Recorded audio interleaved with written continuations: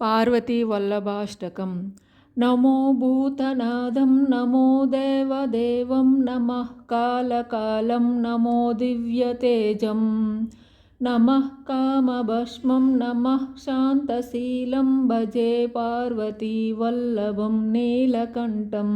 सदा तीर्थसिद्धं सदा भक्तरक्षं सदा शैवपूज्यं सदा शुभ्रभस्मम्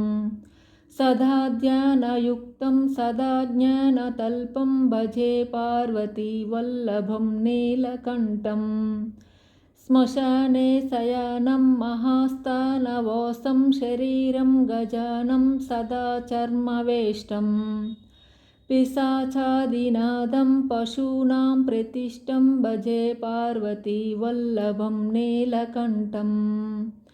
फणिनागकण्ठे भुजङ्गाद्यनेकं गलेरुण्डमालं महावीरशूरं कटिव्याघ्रचर्मं चिताभस्मलेपं भजे पार्वतीवल्लभं नीलकण्ठं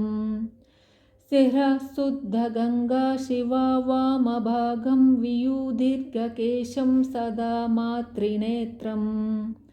फणिनागकर्णं सदा फालचन्द्रं भजे पार्वतीवल्लभं नीलकण्ठं करे शूलधरं महाकष्टनाशं सुरेशं परेशं महेशं जनेशं